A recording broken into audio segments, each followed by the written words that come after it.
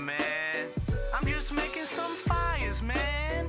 There's a difference. There's Fireman, and there's me. One's respectable, and I'm not really respectable. Watching a bit of no heather with me morning oatmeal. Fellas, firemaking is bad. I know that might be the hardest thing you've ever heard, but as a skill, it's just really bad. But today I want to talk about some ideas on how to spice the skill up and give it some purpose outside of lighting a light source. In its current state, firemaking has very few uses. Lighting logs for XP, lighting pyro logs for niche minigame content, lighting light sources that you can already buy pre-lit, and Wintertod. There are other niche uses like balloon travel, barbarian firemaking, and pyro ships, but these really don't see much use. And when they do, they're only part of your gameplay for a very short amount of time. I think lighting logs is fine. I don't think there's any problem with this, but right now, there are an abundance of places to cook food and permanent fires around the world, so this doesn't really hit like it used to. Using pyro logs at Shades of Morton is alright, but the minigame is so niche. You really don't have a use for this minigame as the Zealot outfit is, well, not great to put it lightly. And the other rewards from the minigame have been so outclassed in recent years that the only notable thing is the Flam Tier bag, which is useful for low-level Ultimate Iron Man,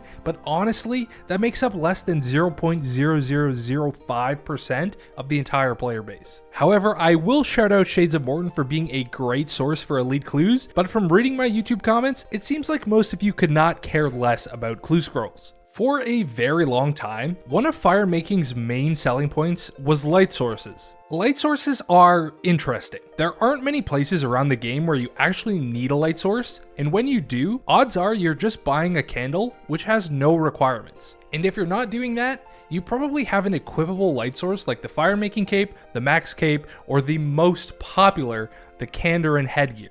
And if you didn't already know, even the easy tier gives you a permanent light source, so the need for firemaking is basically nulled since this diary has no firemaking requirements. And the last major reason for firemaking is Wintertod. Wintertod is good in my opinion. It is, however, arguably the worst skilling boss because of all the unavoidable damage, the weird way damage is calculated, and the quite underwhelming rewards. But as a basically free way to train firemaking that will actually offer you some profit, it has a nice niche in the firemaking skill. But how can firemaking be made better? What can it offer that would make it feel necessary or even worthwhile to just train? I've got a couple ideas, so hear me out on these. Did you know that we have one monster in the game that actually has a firemaking requirement? I'd bet most people probably don't even know what it is, or just don't remember it because it's so low level. The Harpy Bug Swarm is one of the worst Slayer tasks of all time, but it does require a lit Harpy Bug Lantern. What if we expanded on this idea and offered more monsters like this that required a lit bug lantern to kill them? At 50 firemaking, you could have a lantern that made some sort of scarab monster deal less damage. You could even scale this up and say at 70 firemaking, you could have a boss similar to Kefri from TOA. You could even just include a lantern that made bugs and insects do less damage, or offer you more damage. The ideas are truly endless. You already have this mechanic in the game, so why don't we expand on it a little bit? You wouldn't have to make these monsters impossible to kill without the correct lantern, but you could add a significant buff to players doing these monsters, and I use this word loosely, correctly, just to give firemaking an amazing addition that a lot of people would train firemaking just to use. The second thing with firemaking that I thought about is how a lot of players hate temporary buffs. You can see this going on right now with all the drama around tea brewing as part of the upcoming forestry update. But what if you could combine firemaking with construction? We have a lot of stuff in the POH that is just great quality of life. I spoke in detail about all this great stuff construction has to offer in another video, so I won't do it again. But what if the POH offered a permanent fire brazier? This brazier could be lit once with a substantial amount of logs. I'm talking like 5,000 to 10,000 logs that would offer permanent effects for your account. We have this on a very small scale in Guardians of the Rift, where the lantern affects your gameplay in the minigame, depending on what type of log you're using. But what if you could build something similar to the pool in the POH? You would build each tier and upgrade it to stack effects. This would scale up based on both your construction and firemaking level, and I think it could work. I don't think this needs to have an insane buff to your gameplay that you would dramatically suffer if you didn't have it built, but perhaps it would just offer nice quality of life buffs. As an example, let's say at level 15, you can fill it with oak logs. This would cause your run energy to drain 1.5 to 2% slower than it currently does. At level 30, you could use willow logs. This would increase the speed of your health regen by 1%.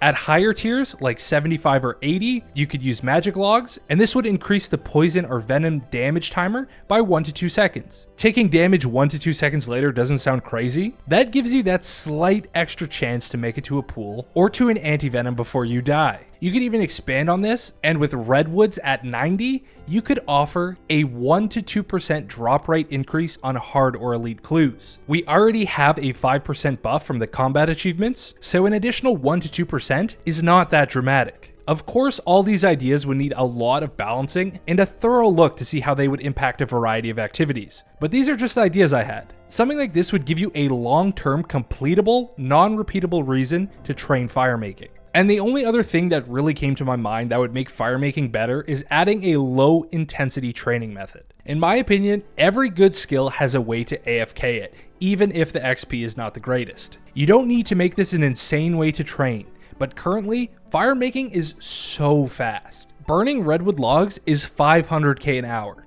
Wintertod can be 300 to 400k. So adding in something like Bonfires from RS3 that allows a player to skip the tedious spam clicking firemaking grind would be an incredible way to get players to use up all the botted logs in the economy. I think you would make this XP about half of what it's supposed to be, or even less than that. I just think most players prioritize their time, and if they can choose what active time they have, they're not picking to train firemaking. I don't think you really need to overcorrect when trying to fix a dated skill. You might want to dive into the deep end and try to save a skill by making it the best and most powerful skill in the game, but I think the best way to fix a skill is to give it one good reason why players should train it. Firemaking is missing a purpose, a long-term, completable, non-repeatable reason outside of a quest or diary requirement would be huge for this skill. Firemaking is a relic of the past, and maybe you don't want it updated for that reason, but I would personally love to see a skilling revamp for firemaking,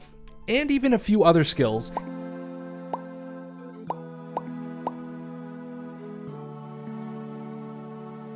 If we don't end up getting a new skill in the future. Thank you so much to my channel members, DTech, Dino, and Snacks. If you're someone who wants to make money with skilling, you should see a video on screen now. But other than that, I've got nothing left to say, so I'll see you in the next one.